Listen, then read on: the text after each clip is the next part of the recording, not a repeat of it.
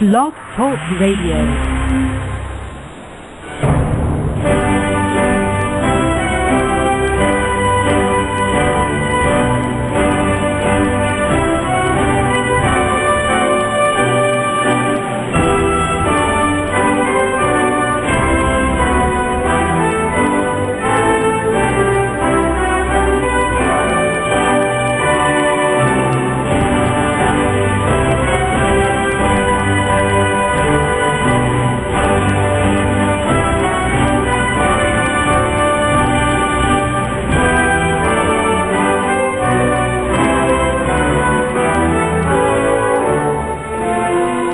Meus amigos, estamos aqui de volta. Como sempre, começamos invocando a Santíssima Virgem Maria, o Santo Padre Pio e Pietrelcina, para que roguem a Deus que nenhuma injustiça se cometa nesse programa. Eu acredito que o assunto da semana é essa rebelião no Egito, né? De início, aqui, a mídia chapa branca inventou duas versões absolutamente maravilhosas. A primeira é de que era uma rebelião inteiramente laica, sem conotação religiosa, e que a grande organização revolucionária islâmica, a Fraternidade Muçulmana, não estava participando, estava totalmente marginalizada. A segunda versão era que a Fraternidade Islâmica agora tinha se tornado uma entidade pacífica que não apresentava mais periculosidade alguma, e após essas duas versões terem sido espalhadas por toda a grande mídia aqui, então, finalmente apareceu a realidade. A Fraternidade Islâmica está por trás não só de toda essa violentíssima rebelião no Egito, mas está por trás de rebeliões que estão estourando em vários outros países em torno, Tunísia, Iêmen, etc, etc. Enfim, isso aí é a grande revolução islâmica que está finalmente acontecendo depois de ter sido preparada durante décadas. E o objetivo é, evidentemente, livrar-se dos últimos governos islâmicos que são favoráveis aos Estados Unidos, o que tem boas relações com Israel. Então, trata-se de remover os obstáculos, os últimos obstáculos, e se interpõe no caminho da formação do grande bloco islâmico unificado para o combate final contra o Ocidente. Então isso aí já está sendo preparado há muito tempo, só um cego não vê, e o mais bonito da história é que no Egito os Estados Unidos estão apoiando a rebelião, exatamente como aquele cretino do Jimmy Carter, nos anos 70, apoiou a Revolução Iraniana, né? Então basta o pessoal vir com uma conversa de democracia e direitos humanos e está aí o pretexto, né, para apoiar comunistas e terroristas islâmicos, como fez o Jimmy Carter, dizendo que uma vez derrubado o Shah, se instalaria lá uma maravilhosa democracia de tipo ocidental, que se viu com a instalação da ditadura, uma das ditaduras mais ferozes de todos os tempos. Teve gente que sofreu no tempo do Shah e que hoje tem saudade do Shah, em função do que veio depois. E no Egito será a mesma coisa. Quer dizer, nós vamos aqui instalar a democracia no Egito com eleições livres, imprensa livre, etc, etc. Só quem não te conhece que te compra. Quer dizer, o regime da Fraternidade Islâmica é sempre ditadura. É claro que vai haver uma feroz ditadura islâmica no Egito. E o Egito, que é um país de população enorme, talvez seja o país de maior população entre os vários países islâmicos, vai se tornar, então, mais uma peça integrada no mecanismo da grande guerra revolucionária islâmica, né? Nos próximos dias nós vamos ter ocasião de esclarecer isso durante o debate que está se planejando aí entre eu e o professor Alexander Dugin, que é o guru do Vladimir Putin e o teórico do movimento eurasiano. O movimento eurasiano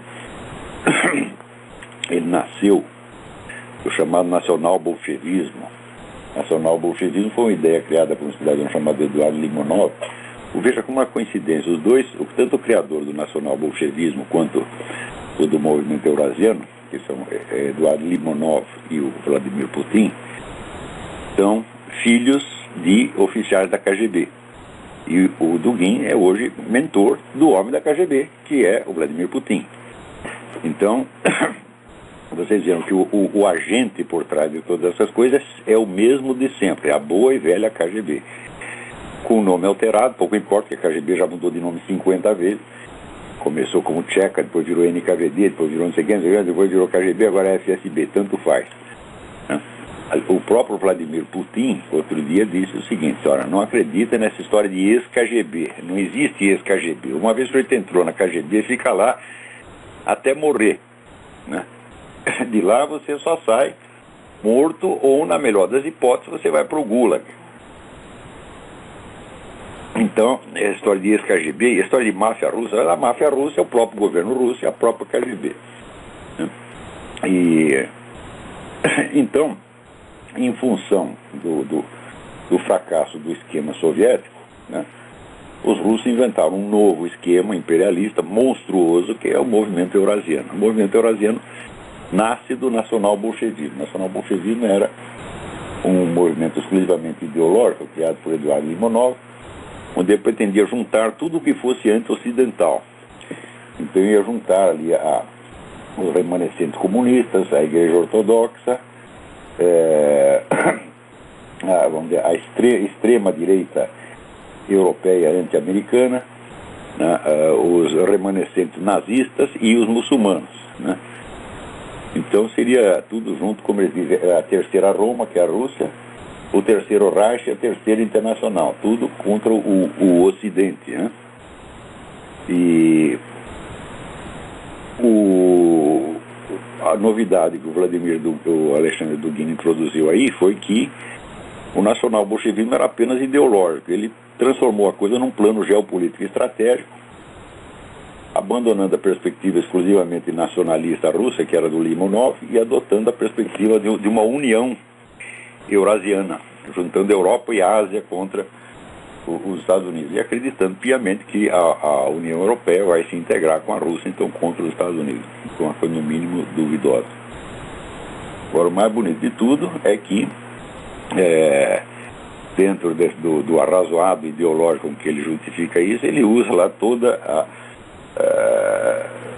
o vocabulário do René Guénon e Júlio Zévola, a tradição, o retorno do sagrado, etc, etc. Tudo isso é uma besteirada, claro, isso é um discurso pretextual mais falso que eu já vi na minha vida, porque o Dugin faz ali a crítica do Ocidente baseado num único livro. Ele pega o modelo dele do Ocidente, é o livro do Sir Karl Popper, Sociedade Aberta e seus Inimigos, onde o Karl Popper diz que a sociedade aberta se baseia na inexistência de absolutos e, portanto, na abertura da sociedade a todas as possibilidades.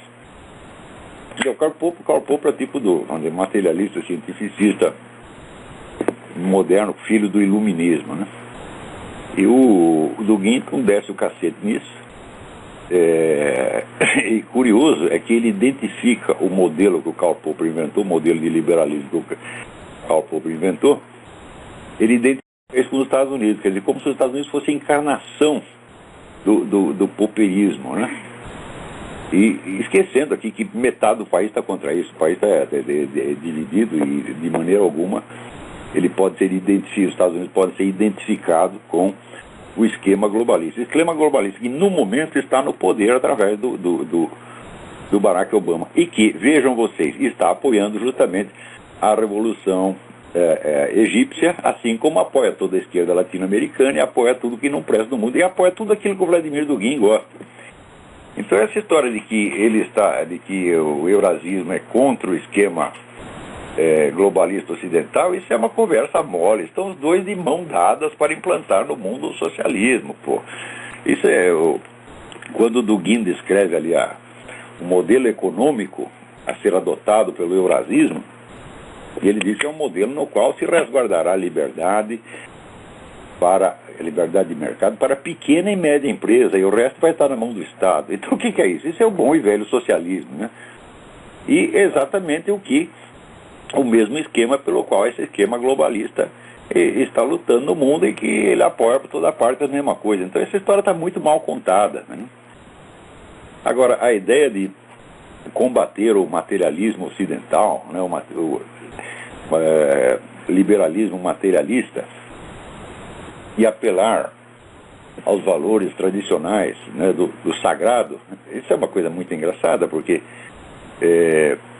o sagrado, meus filhos, o sagrado não é uma entidade divina. O sagrado é um conceito acadêmico, né, feito justamente na base de ignorar, né, as diferenças essenciais e algumas insanáveis entre as religiões. Para mim, a única coisa que é verdadeiramente sagrada é a intervenção divina, é aquilo que o próprio Deus faz, não as concepções, né, criadas por teólogos ou místicos ou esotéricos daqui e dali, né. Na verdade, se vocês quiserem saber o que é realmente sagrado, vocês têm que olhar para as intervenções divinas do mundo, como, por exemplo, o milagre de Fátima, ou os milagres do Padre Pio de Pietrelcina. O resto é conversa mole, o resto é apenas o conceito do sagrado, né? Pode ser intelectualmente muito bonito, mas é uma coisa vazia no fim das contas, né? Quer dizer, como é que você pode fazer uma sociedade baseada não, vamos dizer, em tradições divinas mesmo, mas um conceito como esse de o sagrado? É um conceito meramente acadêmico, vazio. E no fim das contas, você não pode esquecer que entre Alexandre Dugin e Vladimir Putin não há diferença alguma. Eles se amam, se adoram, e um segue o outro exatamente. Então é a política do Vladimir Putin. Agora no Brasil tem um monte de idiotas, tá certo? E se encantaram aí com o negócio do eurasismo do Alexandre Dugin. Falaram, mas quanta baixeza, mas a miséria mental brasileira não tem limite. É o seguinte, o sujeito começa a estudar esse negócio de René Guénon e Júlio Zévola, então ele senta assim, não, as tradições espirituais morreram, o Ocidente abandonou tudo, nós estamos, né, tudo acabou, né, o materialismo tomou conta do mundo. Então eles se sentem muito sozinhos, muito isolados, eles ficam desesperados procurando uma entidade, né, que os proteja, dentro do qual eles se sintam reintegrados. Então aparece o cara com o eurasismo, ele diz, opa, não estamos mais sozinhos, existe um gigantesco movimento mundial que vai restaurar a tradição, e os idiotas caem nisso. Meu Deus do céu, que miséria! Pior que às vezes no meio alguns alunos meus me matam de vergonha. Mas como vocês são burros, minha gente, mas é burrice demais, demais, demais. Que coisa! Quem é que não está vendo que esse negócio de eurasismo é um esquema da KGB inventado, inclusive pelo seguinte, a Rússia está numa situação miserável, né? E o Dugin confessa, a Rússia não conseguirá se levantar por si mesma. Então o que ela faz? Ela inventa um gigantesco esquema internacional para usar os outros como muleta. E, no fim, tudo isso aí é o quê? Para levantar a economia da Rússia, meu Deus do céu. Além disso, o Dugin se queixa, não, depois as reformas liberais do Yeltsin corromperam a Rússia, criaram a corrupção na Rússia. Digo, como se o regime comunista antes fosse um templo de pureza, tá certo? E não, vamos dizer, o regime mais corrupto da face da Terra. Tem um livro do Konstantin Simes, A Sociedade Corrupta, leia e vocês vão ver o que era o regime comunista, onde você não obtinha nada, a não ser na base da propina. Você não podia chamar o encanador, você tinha que pagar, o encanador do Estado, mas tinha que pagar propina para ele. Tudo era na base da propina, tá certo? Eu conheci funcionário da Embaixada Brasileira, lá, não vou dar o nome, né? E diz, olha, eu lá andava com 2 caixas de champanhe no porta-mala, porque tudo que você ia pedir lá, você tinha que dar um presentinho pro general, pro funcionário, etc. Era tudo assim na Rússia, meu Deus do céu.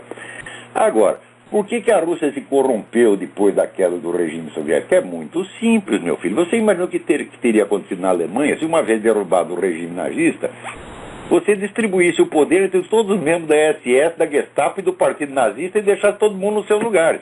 Ia ser uma comedeira sem fim. Foi exatamente isso que aconteceu na Rússia. Os parentes aí do Dugin e do Limonov ficaram todos nos seus lugares, ninguém foi punido, ninguém foi perseguido, e imediatamente se transformaram nos milionários, na nova oligarquia. São as mesmas pessoas, e é isso que corrompeu a Rússia. Não foi a adoção do liberalismo, não, senhor. A hora que começou a privatizar a coisa, quem foi que comprou? O pessoal do governo. E tinha o dinheiro na mão, tinha as verbas da KGB, que eram verbas ilimitadas, em cima das quais nem o parlamento soviético tinha controle do orçamento da KGB. Então essa gente, os maiores bandidos da face da terra, esses viraram os milionários do dia para a noite. E agora fica lá o Dugin se queixando de que o liberalismo ocidental corrompeu a Rússia. Ora, mas meu Deus do céu, precisa ser muito burro para cair numa conversa dessa. Ou vocês aí, os caras sabem de quem que eu estou falando, né? Esses, assim, guenonistas de botequim que tem no Brasil, uma vergonha, uma vergonha.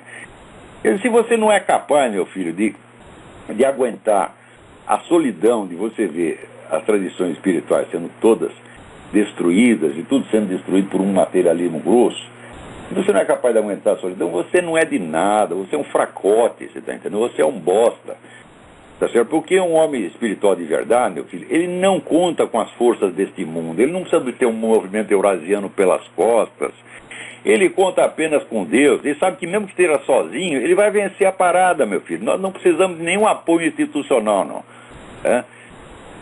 Então, vocês que estão aí atrás do movimento eurasiano, vocês são uma vergonha, gente, uma vergonha, meu Deus do céu. Quer dizer, vocês vão ser usados pela KGB, só porque a KGB está citando René Guénon e Júlio Zévola, mas como são burros, puta. Eu ainda tenho uma senhora aqui que pede para eu falar palavrão. Como é que eu posso parar de falar palavrão de coisa desse tipo, minha senhora? O meu saco é limitado, você é apenas um saco humano como qualquer outro, porra.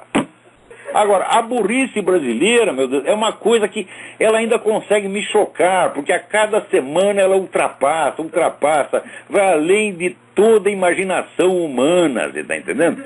Era só o que faltava, esses guenonistas brasileiros agora trabalhar para a KGB, sem nem saber para quem trabalhando. Vão à merda, tá entendendo? Ora, porra. Agora, aqui. Um outro me manda uma matéria que saiu no Jornal do Comércio dando conta de que os intelectuais brasileiros, né, estão todos apoiando aí o Batiste, o cara terrorista assassino que é amiguinho aí do governo federal e que ganhou aí asilo político no Brasil, né? Ora, que coisa.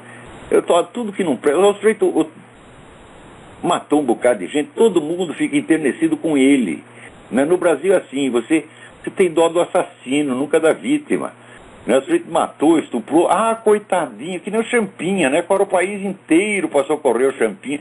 Vocês não percebem que isso aí é uma sensibilidade moral invertida, doente, absolutamente psicótica? Você não percebe que qualquer pessoa que reage assim não é digna de conviver com pessoas normais e decentes? Vocês ainda não entenderam isso, meu Deus do céu? Mas aqui também tem gente assim, Barack Obama e Jimmy Carter são dois. Tudo que não presta no mundo, sobretudo tudo aquilo que é feito para destruir o país deles, eles amam. Né? Como é que pode agora o homem estar apoiando a Revolução Egípcia? E só pedindo para eles não fazer muita violência. Não façam uma transição. Por favor, façam uma transição pacífica. Quer dizer, passem para o outro lado pacificamente. É uma coisa incrível, né? Agora, veja que maravilha que é. Aqui também chega a matéria de que numa cidade da Colômbia, aqui, a cidade de Anorí, na região noroeste da Colômbia, 5.000 camponeses aparecendo dentro da cidade, de repente dentro da cidade, dizendo o seguinte: nós não podemos mais ficar em casa, o pessoal das Farc nos expulsou. Olha, eu quando estava lá em Bogotá, eu vi um monte de gente na rua, né? Pobres, farrapados, né? Com cartaz, né? Me ajude, a Farc me mandou embora. Eu tinha lá uma fazendinha com 2 porcos, os caras me mandaram embora. Agora essa cidade de Anorí também foi invadida por esses coitados expulsos pela Farc. Tá vendo? A Farc, assim, isso aí é que é o amor pelo povo, o amor pelos pobres, opção preferencial pelos pobres. Quer dizer, opção preferencial pelos pobres significa o seguinte: você vai pôr primeiro no cu dos pobres.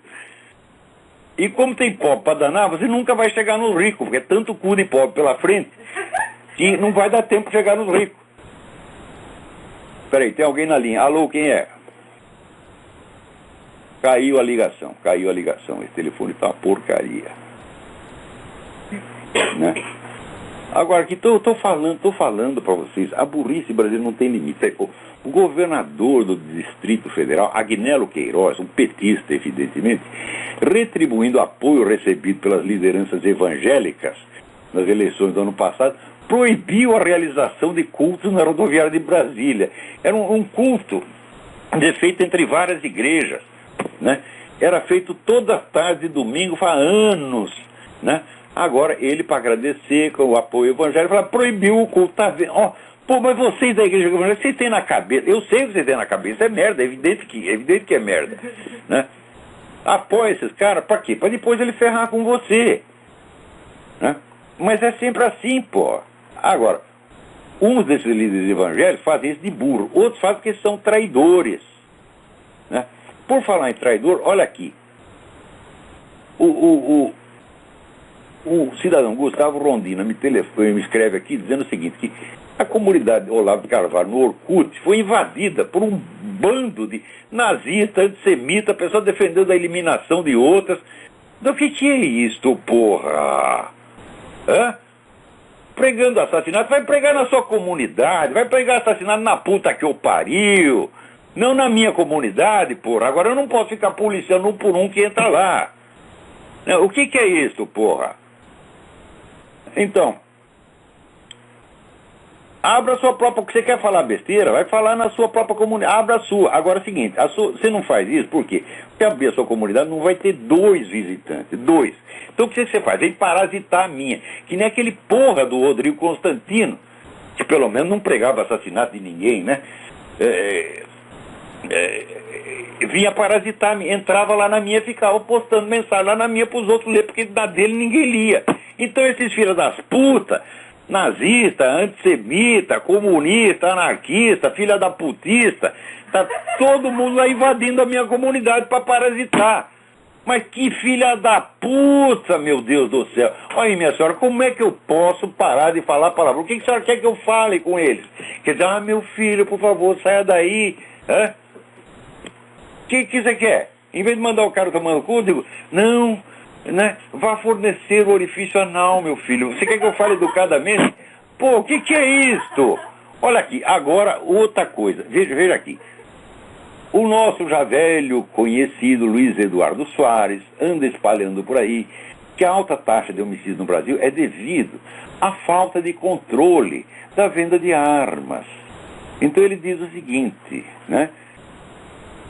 No Brasil, ele diz, as armas de fogo, o Brasil tem 16 milhões de armas de fogo, 80% nas mãos de civis, né? E ocupa o primeiro lugar no ranking de crimes por armas de fogo no mundo. Diz ele, vem ele de novo aquela conversa incrível, diz, olha, ele diz 80% dos crimes são cometidos por pessoas que não são bandidos, são pessoas que pegaram a mulher na cama com o vizinho, o outro que não conseguiu receber uma dívida, briguinha, 80% por causa de briguinha, meu Deus do céu, mas se esse pessoal está tão armado, assim, né, e mata por qualquer coisa, por que não é grande o número de assaltantes assassinados por suas vítimas? Hã? Se esses caras estão armados e dispostos a tudo, então evidentemente que entra um ladrão na casa, eles vão matar. Então por que é tão ínfimo o número de assaltantes que são mortos por cidadãos brasileiros?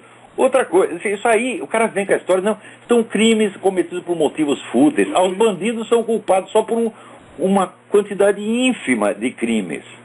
Mas que coisa, e tem gente que leva a sério, isso é pessoal da Viva Rio. Viva Rio não, chama-se Viva Rindo, porque os caras vão lá em Brasília, pegam quanto dinheiro querem, tá certo? Ainda recebem dinheiro da Fundação Ford, Fundação Rockefeller, eles vivem rindo, meu Deus do céu, rindo da sua cara, o cidadão brasileiro.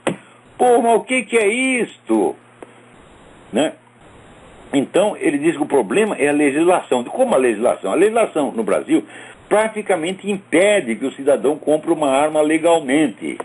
É quase impossível. Leva 6 meses a 1 ano para você obter a licença de arma, tem que fazer exame disso, exame daquilo. Então, veja, no ano de 2008, no Rio de Janeiro, sabe quantas licenças de porte de arma foram dadas? 2 licenças. 2. Quer dizer que dando de 2 em 2 licenças, meu amigo, você espalhou arma pelo Brasil inteiro? Não, isso aí é tráfico ilegal de arma feita por gente da própria polícia, está entendendo? Então, no que você criar mais leis, dificultando ainda mais o acesso da população às armas legais, você vai interferir numa coisa dessa. Quer dizer, o cara quer tomar as armas de você, porque eles querem que só 2 tipos de pessoas tenham armas. O governo e os bandidos. E daí no fim você faz que nem na União Soviética, você faz o monopólio estatal do crime. E daí não tem mais nem bandido. Todos os bandidos estão no governo e matam quem eles quiserem. É isso que esses caras gostam, meu Deus do céu. Agora vem com essas estatísticas, né? Que ninguém sabe de onde saiu e que nunca foram averiguadas por uma fonte independente.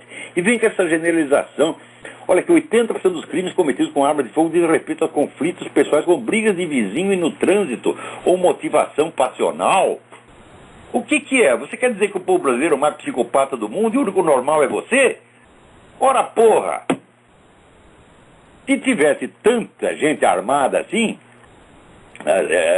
tantos civis, homens honestos, armados assim, não haveria tanto assalto no Brasil, nem sequestro, nem nada, porque esse pessoal reagiria. Agora, se o cara dá um tiro no outro, por causa de uma briga de trânsito, por que ele não dá tiro no assaltante que está invadindo a casa dele? Por que o número de casos de vítimas reagirem a assaltantes é tão ínfimo no Brasil, se as pessoas estão tão armadas e dispostas a matar?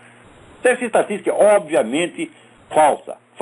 Isso aí é pretexto para tornar o acesso às armas legais ainda mais difícil para o cidadão honesto.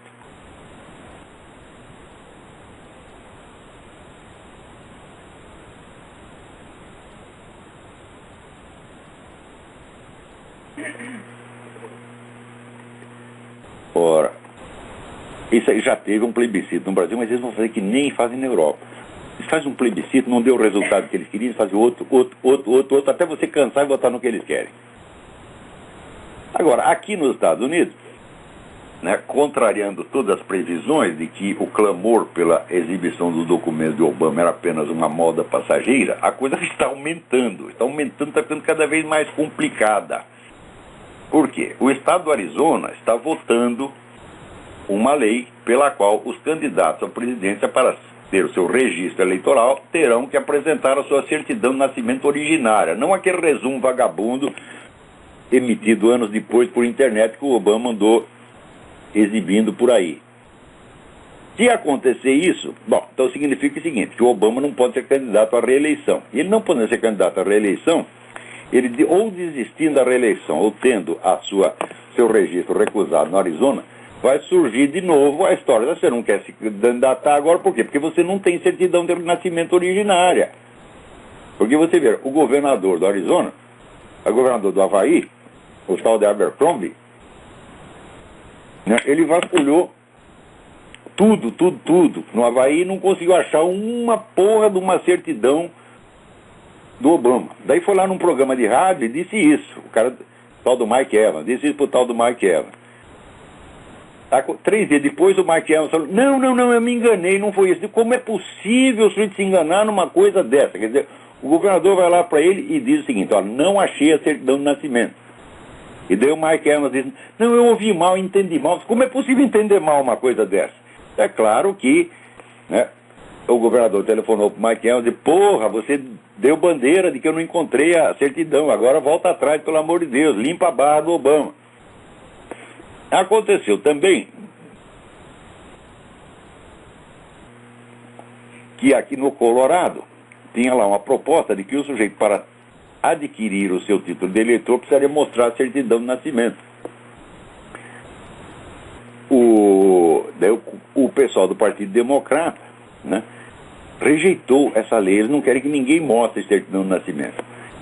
Ao mesmo tempo, você veja, o governo do Havaí lançou a campanha seguinte, não, você compre uma certidão de nascimento do Obama. Vocês querem ver a certidão de nascimento? Está aqui. E eles oferecem o quê? O mesmo certificado, o mesmo atestado posterior resumido, que não tem informações essenciais, não tem o nome do hospital, não tem o nome do médico, não tem coisa nenhuma. Que é um negócio emitido 20 anos depois e que qualquer pessoa no Havaí, cidadão ou não, pode ter uma daquela. Né? Então, assim, para tapar a boca das pessoas, pela milésima vez, fala, cadê a certidão de nascimento? Eles mostram a mesma atestado posterior, de novo. Peraí, tem alguém na linha. Caiu a ligação. Então agora lançaram essa campanha e estão cobrando $100 por uma cópia daquela porcaria de atestado, de novo. Também aconteceu o seguinte, tinha aquele caso do coronel Terry Lakin, que recusou obedecer ordens, dizendo que eu não tinha certeza que o Obama era um presidente legítimo. Então daí foi para a corte marcial. A corte marcial recorreu a Corte Suprema, né? A Corte Suprema, então, recusou ouvir o caso. Mas acontece o seguinte, que as duas juízas, veja coincidência, Deus escreve direito por linhas tortas, as duas juízas nomeadas pelo Obama esqueceram de responder ao pedido em tempo, de maneira que agora a Corte Suprema vai ter que ouvir a porra do processo. Elas dormiram no ponto. Agora acontece que, veja a ironia, do processo fazia parte do seguinte parágrafo, né? Se o senhor Obama não comprovar que nasceu no Havaí por meio da exibição da sua certidão de nascimento original, a versão completa, aquela mesma que ele está escondendo faz 3 anos, então não se pode ter certeza de que ele é um presidente legítimo, de que ele é realmente um cidadão nativo americano. E se não temos certeza disso, então todas as medidas que ele assinou são todas inválidas, inclusive a nomeação das duas juízas, né? Então o processo pedia que essas duas juízas fossem afastadas do julgamento desse processo, muito inteiramente justo. E aconteceu que elas mesmas tinham que se pronunciar a respeito do pedido de audiência. E elas esqueceram de fazer. Então agora criou-se uma situação na qual parece que a Corte Suprema vai ter que ouvir a porra do processo, querendo ou não. Aliás, tem juízes que querem, né? O juiz Clarence, o negão, aquele que é o mais velho juiz lá, ele já disse que tem que ouvir, né? O outro italiano, o Scalia, também falou, não, nós não podemos mais fugir dessa questão. Então, mais dia menos dia, isso aí vai estourar, minha gente. No tempo da eleição, eu já disse, a única questão séria que está em discussão aí é o problema da nacionalidade do Barack Obama. Por quê? Porque o homem escondeu a certidão de nascimento, escondeu seus registros médicos, escondeu todos os seus papéis de universidade, escondeu todos os documentos. Então, era proibido saber quem é o Barack Obama, enquanto o outro candidato, o McCain, era vasculhado em todos os detalhes da sua vida. E a simples ideia de exigir documentos do Obama, então era condenado como teoria da conspiração. Mas como teoria da conspiração? Ele está apenas pedindo um documento, meu Deus do céu. Né? Então, você vê que essa questão, em vez de ela ser abafada, ela está se tornando cada vez mais explosiva e o Barack Obama não chegará ao fim do seu mandato sem ter que prestar satisfação disso aí.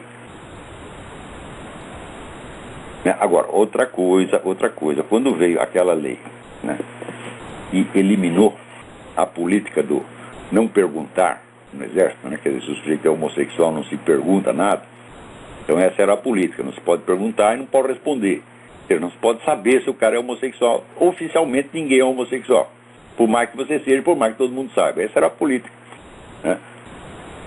Eles disseram, não, agora nós queremos que o homossexual seja aceito no exército, não apenas como um cidadão, mas seja aceito como homossexual, quer dizer, ele tem um estatuto privilegiado, né? Porque se o sujeito for, por exemplo, vamos supor, o sujeito é um masturbador compulsivo, punheteiro incurável, né? Ele vai se registrar no exército, já quero entrar para o exército, qual é a sua orientação sexual? Punheteiro, ele não tem que declarar, evidentemente, né? Ele não vai entrar no estatuto especial de punheteiro, mas o pessoal gay quer, tem que constar ali, eu entro aqui como gay, né? Então sou oficial general gay, né? Bom, depois que fizeram isso, aconteceram duas coisas. Primeiro, apareceu já um vasto plano de doutrinação gay para todo o exército, é evidente, né? Se mudou a orientação, então agora vão ter que ser todos doutrinados, que é proibido falar mal do homossexualismo, você não pode dizer que é pecado, etc, etc, senão você vai para a corte marcial e assim por aí. E também, os travecos agora também exigem entrar no exército na sua condição sexual adotada e não natural, né? Então o sujeito nasceu lá, como é seu nome? William McDougall, mas agora eu sou Jacqueline, né? Então tem que entrar, agora eu sou a tenenta Jacqueline. Eles estão exigindo isso e qual é o argumento que você vai usar contra eles? Então você vai ver na parte das oficiais mulheres do exército, tem lá umas partes que são mulheres por natureza e outras que são mulheres por opção, né? Opção, né? É uma coisa horrorosa, né? Então é claro que isso aí vai transformar tudo numa palhaçada, né? E já tem gente saindo das Forças Armadas por causa disso. O sujeito não quer lá, eu não posso receber ordem de uma tenente Jaqueline, né? porque eu sei que ela está lá por opção. Meu Deus do céu. Hã? Agora, olha aqui, o que esse pessoal do Obama está fazendo no governo é uma coisa assim, inacreditável. O Harry Reid, que é o líder do Senado, ele aqui já mudou as regras do Senado contra a lei,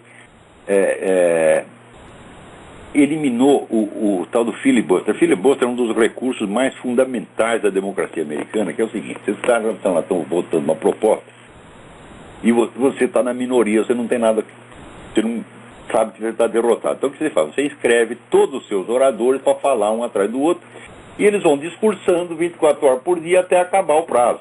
Isso já foi usado milhões de vezes, é um recurso tradicional, vamos dizer, o último recurso da minoria é o filibuster, né?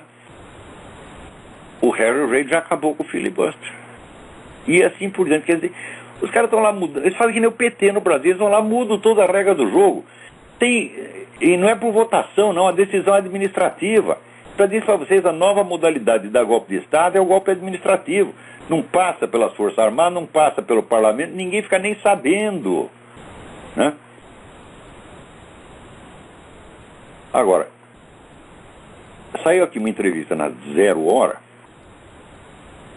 com um pesquisador, professor de psicologia na Universidade de Purdue, em Indiana, chamado Jeffrey Karpik, né? Ele disse o seguinte: esse negócio de ensinar as crianças, ensino criativo, que você vai lá dar duas ideias para eles, agora vocês discutam, né, e digam o que acham, né, que isso aí não funciona. Mas o que funciona é a boa e velha decoreba. Você faz para ele decorar o negócio, né? Então eles fizeram um teste, pessoa ensinada por esse método criativo, ensinada pela decoreba. Os caras da decoreba passaram 1000 graus à frente dos outros, mas é óbvio. Porque, meu filho, a mente humana, isso aí Aristóteles já dizia. Aristóteles ensinava o seguinte: a inteligência humana não opera diretamente sobre os dados do sentido, mas sobre os dados da memória. Então, para algo ser pensado, primeiro precisa estar na sua memória e depois você vai raciocinar a respeito. Agora, se o dado mal acabou de ser transmitido, você mal acabou de receber a primeira informação, já começa a raciocinar sobre a coisa, o que você vai ter que guardar na memória? Não o dado, mas aqueles mesmos pensamentos fugazes que lhe ocorreram naquele momento. Isso é muito mais difícil de decorar do que a informação propriamente dita. Quer dizer, se eu não consigo lembrar o que está escrito na parte do livro, como é que eu vou lembrar aquilo que eu pensei fugazmente naquele momento? É inteiramente absurdo. Então o que tem que fazer? Tem que decorar primeiro e mais tarde você raciocina. Essa é a coisa mais óbvia do mundo, né? Mas no Brasil, desde os anos 60, né, todo mundo era moda falar contra a decoreba. Então daí veio o ensino criativo. Eles começaram com o negócio de, era chamado colégio de aplicação, né? Era o colégio dos gênios. Eu vi quem que saiu dessa porra desse colégio que vale a pena você prestar atenção, né? Saiu algum filósofo, saiu algum grande escritor, algum grande cientista? Nada, né? Agora, olha, cada coisa que acontece, meu Deus do céu. O Glenn Beck, no programa dele, começou a contar a história do George Soros e contou que o George Soros, quando ele era adolescente, ele trabalhava ali num programa que tirava as propriedades dos judeus para dar para os funcionários do partido nazista. E o filho da puta do George Soros trabalhava nisso. É verdade que ele era apenas um adolescente, um moleque, com 14, 15 anos. Pois olha, eu com 14, 15 anos, se me oferecesse um emprego desse, eu mandava enfiar um emprego no cu, evidentemente, né? Eu vou entregar as casas dos meus patrícios para aqueles que estão nos perseguindo, nem com 14 anos, com 12 anos, com 10 anos, eu saberia que não é para fazer isso. Mas daí todo mundo, não, coitadinho do George Soros, ele fez isso para ele sobreviver, deve ser, ele sobrevive no cu dos outros. Pô, o que é isso? Então o Glenn Beck estava lá contando essa história e naturalmente se referiu então à perseguição aos judeus, ao holocausto, etc, etc. O que fez o George Soros? O George Soros tem um grupo de rabino que ele financia. São 400 rabinos que ele está lá enchendo de dinheiro. O rabino de esquerda, né? Os rabinos escreveram lá para a Fox News protestando contra o abuso do tema do Holocausto. O Glenn Beck falou demais sobre o Holocausto, ele está abusando do Holocausto, e está abusando de chamar o outro de nazista. Eu digo, mas meu Deus do céu, mas era nazista mesmo, o cara trabalhava com os nazistas. Quem trabalha para nazista é o quê? É nazista, porra. Agora acontece o seguinte, o pessoal da esquerda está o tempo todo chamando os outros de nazistas, né? por qualquer coisa. Quer dizer, você é contra o aborto, você é nazista, você é culpado do Holocausto, né? Não é assim que eles fazem? Agora, o Glenn Beck se refere ao nazismo num contexto perfeitamente adequado, que é da história de um sujeito que colaborou com os nazistas que estavam lá pondo no cu dos judeus. O que faz o George Soros? Escorrega um dinheiro para esses rabinos filha da puta, vendidos, você está entendendo? Para eles reclamar do Glenn Beck, que está falando a favor deles, porra! Né? E estão lá ajudando o cara que ajudava a persegui-los na Alemanha. O que é isto, meu Deus do céu? Olha, esses brasileiros que estão aí colaborando com a KGB sem saber, né, são o mesmo tipo desse rabino, meu Deus do céu. O que há, meu Deus do céu? Olha aqui, agora alguém aqui me pergunta, Bruno Braga pergunta, né? Gostaria de saber se vocês pensam que há hoje uma articulação profunda entre a esquerda e as Forças Armadas no Brasil. Olha, eu acho que há, sim. Eu acho que há, porque você vê a subserviência das Forças Armadas a tudo que está sendo feito no Brasil, desde há 8 anos, né? Veja, um tempo atrás, eu li até mencionei no programa passado, um simpósio que houve na China sobre estratégia comunista. Quer dizer, olha, o negócio agora é a gente chegar ao poder pela eleição, mas uma vez que você foi eleito, você não sai mais de lá.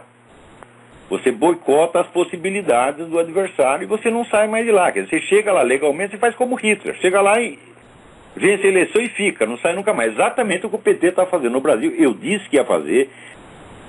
Na primeira eleição de 2002, eu disse o PT nunca mais vai sair. Eu falei, assunto encerrado, a democracia no Brasil acabou, agora o sistema foi substituído pelo sistema petista. O PT engoliu o sistema. Ele é um partido que comeu o Estado, né? Então, leiam até, tem esse estudo do professor José Justo de Tavares, confirmando o que eu estava dizendo desde 2002, está lá no Mídia Sem Máscara, sobre o que é um partido constitucional, um partido não constitucional. O PT não é um partido constitucional. O partido constitucional é aquele que opera dentro da Constituição, dentro do sistema, portanto, dentro do sistema de rodízio de poder. Governa um pouco, depois vem o outro partido, depois vem o outro. Nada, o PT foi lá para ficar e engolir o Estado, e está fazendo isso. E esse pessoal das Forças Armadas está fazendo de conta que não veio, está colaborando, está lá batendo continência para esse filho das putas. Então, olha, sinceramente, eu acho que tirando meia dúzia de oficiais da reserva, que eu conheço, são meus amigos, são pessoas que eu respeito, e mais 2 ou 3 estão lá dentro, olha, eu acho que esse pessoal está tudo vendido mesmo, tá entendendo? E vendido de graça. Peraí, tem alguém na linha. Alô, quem é? Olá, boa noite, André aqui de Salvador, tudo bem? Tudo bem, André? Opa, olá, eu vou dar 2 informações a respeito de livro e fazer uma pergunta e depois eu vou desligar. É só para informação aí do pessoal, aquele livro do Ivo Patarra, O Chefe, ele tem agora uma edição, né? Eu comprei até ontem, na Livraria Cultura. A editora parece editora do autor, parece que ele editou por conta própria. E também não sei se você sabe aquele livro que você recomendou num programa de 1 ano atrás, mais ou menos, O Outono da Idade Média. Sim. Também tem uma edição brasileira pela editora Cossack. Cossack acessível, uma edição brasileira, mas custava os olhos da cara. Então essa é uma edição bonita, capa dura e tal. E O Chefe é uma edição mais simples, mas está à venda na Livraria Cultura. E agora a pergunta, Olavo, depois eu vou desligar, é sobre educação de jovens e adolescentes, né, que você se empenha muito na educação, me parece mais de nós adultos. Então o que você recomendaria, assim, de forma geral, um pouco mais abrangente, para se começar, se é que a idade é correta, começar com criança ou adolescente, que ponto se deve começar, alguma coisa assim, uma linha geral, tá? Vou desligar, um grande abraço, tudo de bom, obrigado. Tudo de bom para você. Bom, então, em primeiro lugar, esse livro do Ivo Patarra, esse aí tem que ler, porque aquela história de que o Lula não sabia nada do mensalão é mentira, né? Tá tudo lá, lê o livro do Ivo Patarra, você vai ver, o homem era realmente, o livro chama-se O Chefe, e o Lula era o chefe do mensalão, esse homem tinha que estar na cadeia, né? Quanto ao livro Outono da Idade Média, é um clássico da historiografia, mas parece que a edição está meio cara, né? Agora, veja você, aqui eu estou falando do negócio do Glenn Beck, né? Peraí, deixa eu responder a pergunta do André primeiro. Eu acho, primeira coisa, não sou eu a pessoa a quem você tem que perguntar isso aí. Quem tem que perguntar é o professor Luiz Carlos Faria da Silva, que esta semana publicou, de parceria com meu amigo Miguel Najib, né, um artigo dizendo que, por convenção internacional assinada pelo Brasil,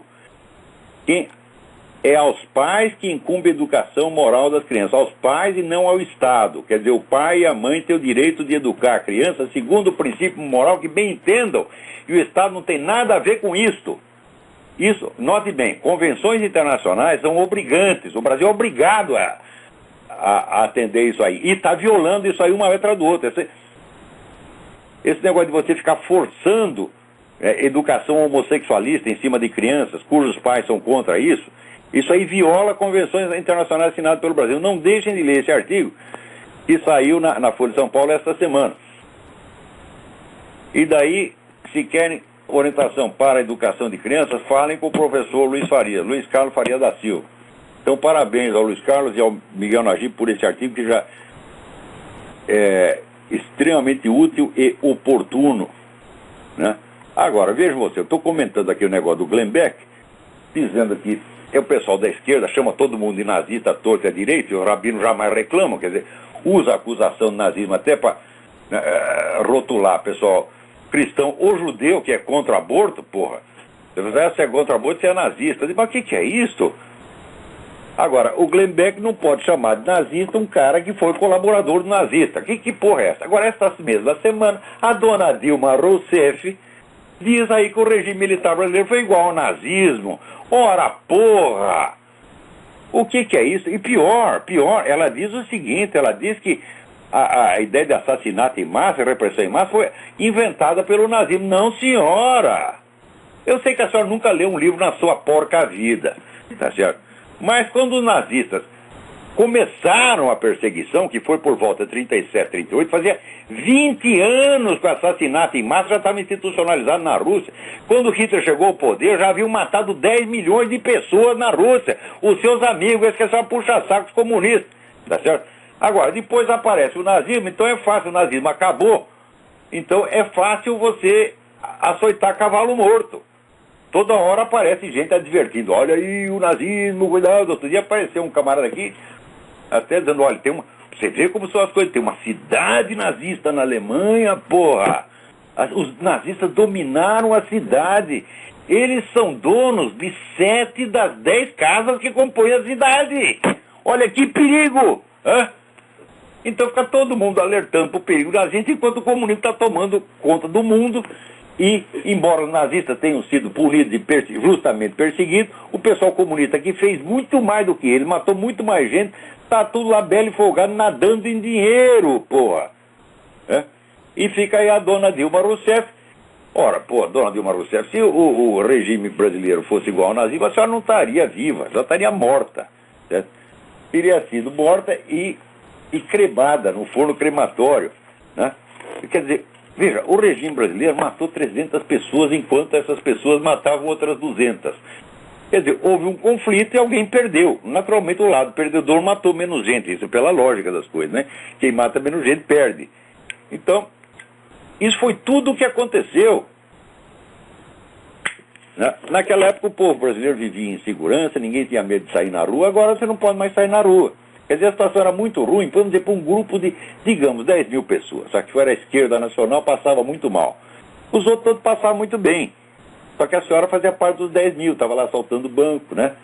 E agora não deixam mais a senhora assaltar banco. Aliás, a senhora agora não precisa, agora a senhora pode fazer o assalto por meios legais. Né? Aliás, voltando aqui ao assunto do Obama, essa semana um funcionário do Registro Civil, né, registrou em cartório uma declaração de que não existe nenhuma certidão de nascimento original do Obama no Registro Civil do Havaí. Ele disse que não apenas ele verificou isso, mas que os superiores dele declararam isso várias vezes para ele. Então, o cara foi lá no cartório e registrou isso aqui. Olha, isso aí não é brincadeira, quer dizer, o cara está jogando com a própria vida nessa brincadeira, né? Nessa história. Vamos ver o que mais temos. É tanta notícia, que a gente fica até meio besta aqui.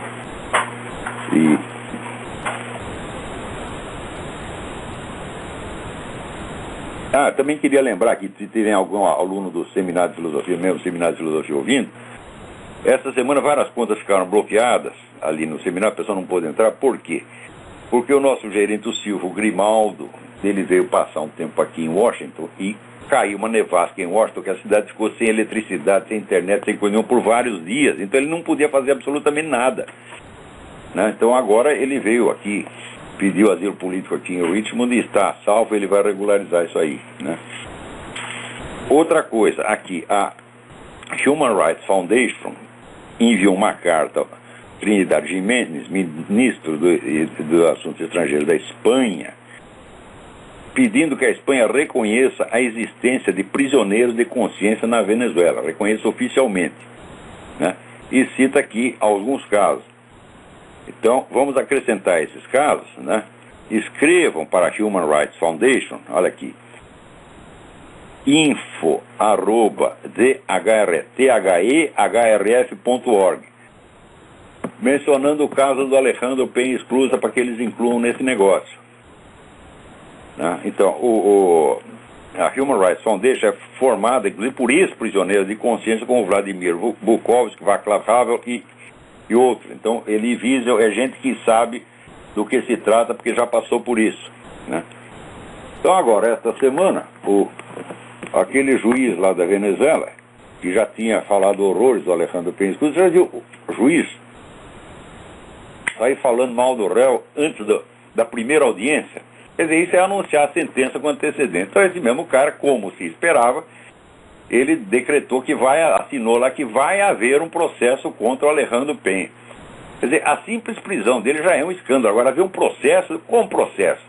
Tá, diz que tinha bombas lá. O Alejandro diz o seguinte: olha, quem plantou essas bombas lá foi a própria polícia na hora que chegou. Mas o Alejandro Penha, o homem engenheiro, meu Deus do céu, ele vai guardar a bomba embaixo do bercinho das filhas? O que é isso, porra? Né?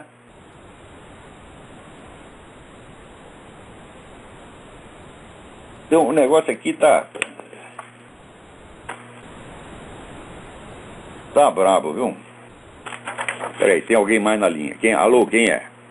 Alô, Olavo, Alberto, Rio de Janeiro. Alberto, tudo bem? Tudo bom, professor? É o seguinte, aqui eu me interessei pelo seminário de filosofia, e aí eu preenchi no cadastro no site, mandei os e-mails, mas isso semana passada e não tive uma resposta. É só para saber se... Por causa disso aí que eu acabei de mencionar, quer dizer, o Silvio Grimaldo, gerente do seminário, estava aqui em Washington. Em Washington não, ficou vários dias sem eletricidade, sem internet, sem coisa nenhuma, a cidade ficou bloqueada. Ah, tudo bem, lá pra tudo cobrir bem. a porta das casas, ninguém podia nem sair de casa, não tinha nem aquecimento dentro, todo mundo passando frio. Ele ficou lá preso dentro de casa vários dias, coitado. Ele não podia fazer nada. Não estava sabendo. Não, Então, tudo bem, era só para saber. Aí eu fico no aguardo, então, de uma resposta. Agora ele veio aqui para Richmond, está lá na casa da nossa assistente Isabela e quem sabe nos próximos dias já regulariza tudo. Tá ótimo, tá bom. Tá bom, muito obrigado, professor. Obrigado, tá ótimo. Abraço, obrigado. Agora aqui, eu estou falando negócio do Obama, você vê, em 10 estados estão sendo discutidas legislações para obrigar os candidatos à presidência a exibir a sua certidão de nascimento. 10 estados estão discutindo isso agora, viu?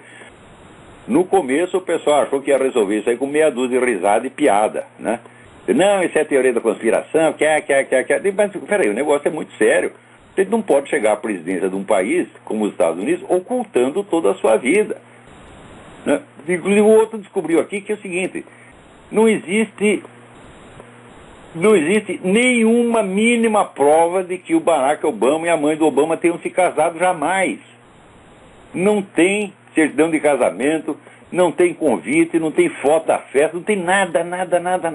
Então, não tem sequer prova de que o Barack Obama seja filho do Barack Obama Sr. Quer dizer, a vida do cara é um mistério total.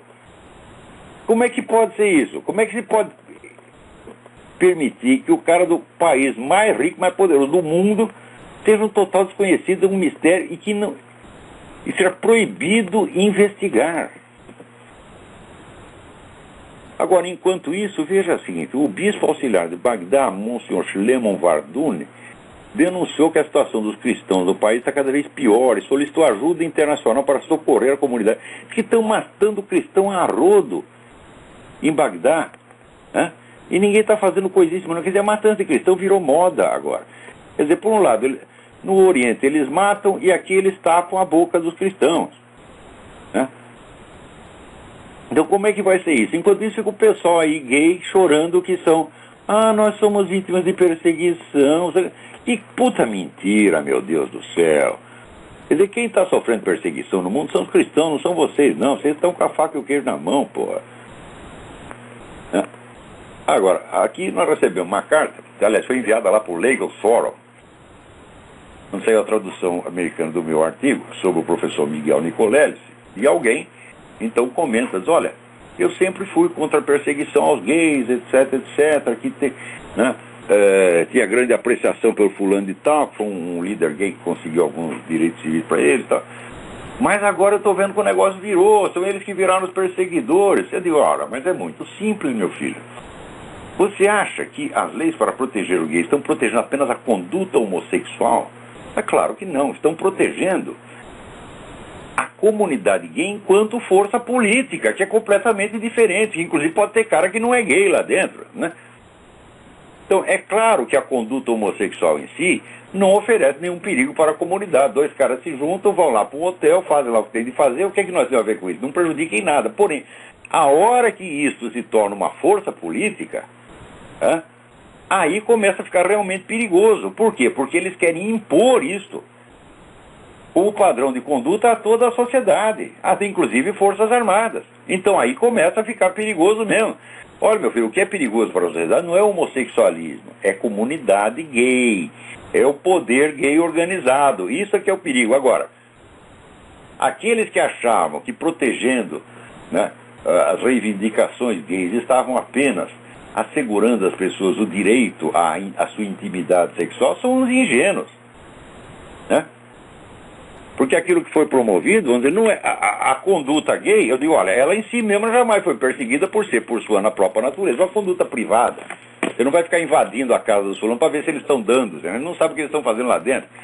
Então isso aí não precisa, jamais precisou de proteção, mas a hora que você começa, vamos dizer, a falar de casamento gay, de educação gay, etc., então você está mudando toda a sociedade, e essa mudança implica uma concentração de poder como nunca houve. Porque se alguém tem que ser intolerante, é o gay. O gay não pode tolerar crítica nenhuma. Ele acha que você falar homossexualismo é um pecado, ele acha que você já é um nazista que quer matá-lo.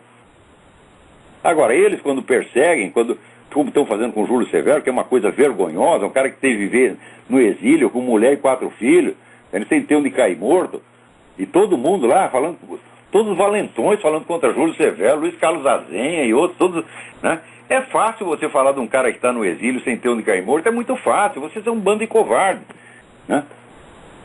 Então eu recebi essa carta e falei, olha meu filho, você se tocou muito tarde, porque agora esses caras já estão no poder, pô, e a perseguição contra quem quer que fale do homossexualismo não vai cessar, ela vai piorar, e logo logo vai ser a mesma coisa contra quem falar da pedofilia, né? Que eles dizem que é a afeição intergeracional.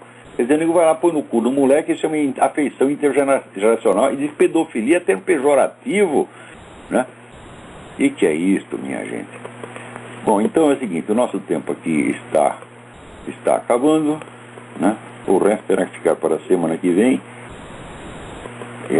Avisa esse pessoal que está lá falando besteira na minha comunidade, Olavo de Carvalho no Orkut, vão falar besteira nas suas comunidades, se é que elas existem, tá bom? Então tá, até a semana que vem, muito obrigado.